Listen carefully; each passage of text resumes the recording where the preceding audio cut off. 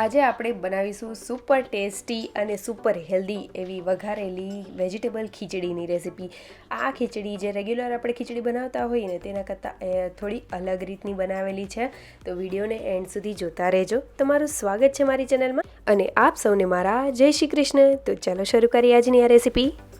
તો આજે આપણે વઘારેલી ખીચડી બનાવવાના છે, તો મેં અલગ જાતના વેજીટેબલ્સ લીધેલા છે। તેમાં આદુ મરચાં લીધેલા છે, મરચાંની થોડા મોટા એવા કટ કરેલા છે, ટમેટા બારીક કાપેલા લીધેલા છે, કેપ્સિકમ લીધેલું છે, રીંગણા નાનું અડધું એવું લીધેલું છે, એક નાનું બટાકું, ડુંગળીની આ રીતે લાંબી કતરણ કરેલી છે, ગાજરને આ રીતે ખમણેલું છે લાંબી લાંબી સ્લાઇસમાં, અને દૂધી લીધેલી છે, તેને મેં આ રીતે થોડા મોટા એવા પીસીસમાં કટ કરેલું છે। તમારે જે વેજીટેબલ જોઈતા હોય એ તમે યુઝ કરી શકો છો।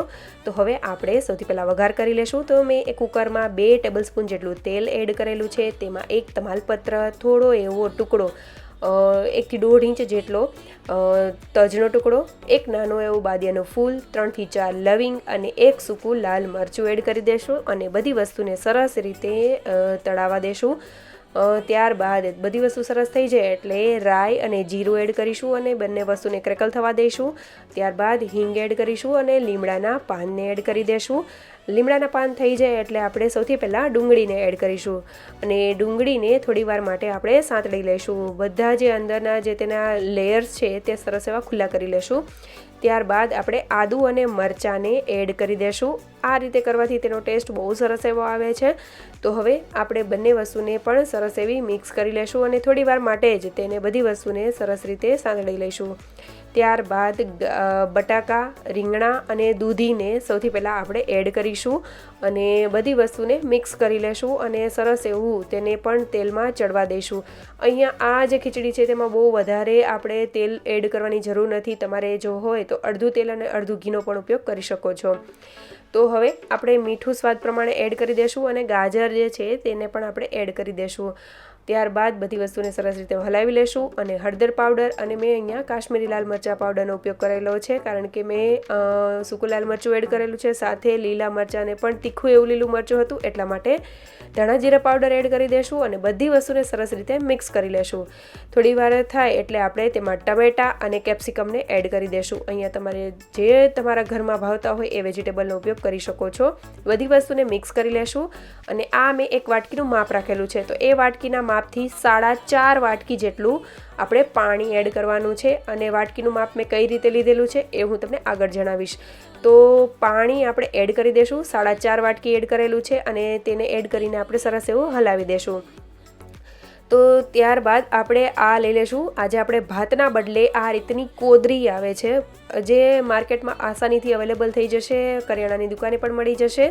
તો આ એક ધાન છે જે બહુ જ હેલ્ધી હોય છે, તેમાં પ્રોટીનનું પ્રમાણ, આયર્નનું પ્રમાણ, ઘણી જાતના અલગ અલગ વિટામિન્સ હોય છે। તો તમે જરૂરથી આ રીતે ક્યારેય પણ ખીચડી ન બનાવતા હોય કે તમે જો ઘણા લોકોને ભાતથી ગેસ થતો હોય છે તો તમે આ રીતનું ધાન પણ ઉપયોગ કરી શકો છો। ભાતના બદલે દાળ ભાત ખાતા હોય તો તમે ભાત આ જે કોદરી છે તેને પણ બાફીનો ઉપયોગ લઈ શકો છો। ડાયાબિટીસના દર્દીઓ માટે પણ બહુ સારી એવી છે। તો તેને મેં અહીંયા મગની દાળ સાથે, આપણે જે રેગ્યુલર ખીચડી હોય તેમાં ભાતનો ઉપયોગ કરીએ તેના બદલે મેં અત્યારે કોદરીનો ઉપયોગ કરેલો છે। તો મગની દાળ અને કોદરીને મિક્સ કરીને મેં આ રીતની વાટકીનું માપ લીધેલું છે। થોડીક જ ઓછી એવી વાટકી ભરાણી હતી તો એ રીતે મેં તેને સેટ કરી લીધેલી છે અને તે આપણે એક બાઉલમાં લઈ લેશું અને તેમાં પાણી એડ કરી દેશું અને સરસ રીતે ધોઈ લેવાની છે। અત્યારે મેં આશરે 4 થી 5 મુઠ્ઠી જેટલું આપણે બધી વસ્તુ મિક્સ થયેલી છે ખીચડી એ રીતની થાય એ રીતે મેં લીધેલું છે અને આ રીતની વાટકીનું માપ સેટ કરી દીધેલું હતું।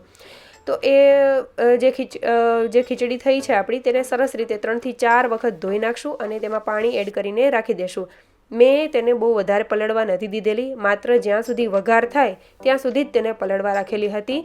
જ્યારે આપણે એડ કરીએ ખીચડીને ત્યારે તેમાંથી પાણી કાઢી લેશું કારણ કે આપણે માપ પહેલાં લઈ લીધેલું છે।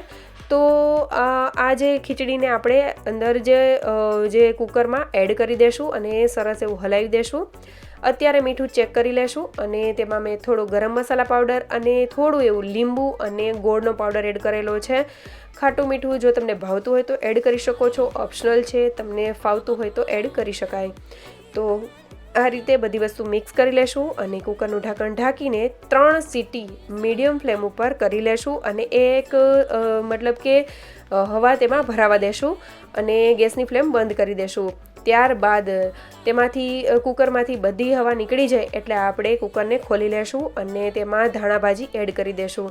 તો તમે જોઈ શકો છો ઉપર તમને થોડું એવું પાણી દેખાશે, પણ આ ખીચડી એકદમ ઢીલી અને સરસ એવી આ ખીચડી તૈયાર થઈ ગઈ છે અને બધી વસ્તુ સરસ એવી બફાઈ પણ ગઈ છે, કંઈ જ પ્રોબ્લેમ નહીં આવે. તમે આ રીતે ચોક્કસથી એક વખત ટ્રાય કરજો. રેગ્યુલર ભાતવાળી ખીચડી તો આપણે બનાવતા જ હોઈએ છીએ, પણ આ એકદમ ટેસ્ટી એવી લાગે છે, અલગ જ રીતની લાગે છે અને બહુ બધા વેજીટેબલથી કરેલી છે તો હેલ્ધી પણ એટલી બની જાય છે. અને જો તમારે તેના ફાયદાઓ જાણવા હોય ને તો એક વખત ગૂગલ સર્ચ કરીને જોઈ લેજો કે કોદરીના શું ફાયદા છે. તમને મેં કીધેલા એના કરતાં પણ ફાયદા તમને ત્યાં જાણવા મળશે અને તમે ચોક્કસથી આ એક વખત બનાવશો ને તો રેગ્યુલર ખાવાની ઈચ્છા થશે. તો હવે આપણે કુકરમાં 1 ચમચીથી 2 ચમચી જેટલું મેં ઘી એડ કરીને મિક્સ કરી લીધેલું હતું અને અહીંયા મેં સર્વિંગમાં દહીં અને ડુંગળીની સ્લાઇસ સાથે મેં સર્વ કરેલું છે સલાડ સાથે. અને ફરીથી ઉપર આપણે ઘી એડ કરી દઈશું અને તેની ઉપર કોથમરીના પાન અને લીલા મરચાંથી મેં ગાર્નિશ કરેલું છે. તો જરૂરથી આ રીતની વેજીટેબલ ખીચડી કોદરીવાળી ક્યારેય પણ ન બનાવી હોય તો જરૂરથી બનાવજો. અને કોદરીને ઇંગ્લિશમાં કોડો મિલેટ કહેવામાં આવે છે અને તમે ક્યારેય પણ ન બનાવી હોય ને તો ચોક્કસથી એક વખત ટ્રાય કરવા જેવી છે. એક વખત ટ્રાય કરશો ને તો હર વખત આ રીતે ખાવાની ઈચ્છા થશે અને પચવામાં સાવ હળવી હોય છે અને ઘણા ફાયદાઓ આપે છે. તો જરૂરથી ટ્રાય કરજો આ રેસીપી અને મને કમેન્ટ કરીને જરૂરથી જણાવજો. અને જો આજની રેસીપી સારી લાગી હોય તો લાઇક, શેર અને સબસ્ક્રાઈબ કરજો. Thank you for watching.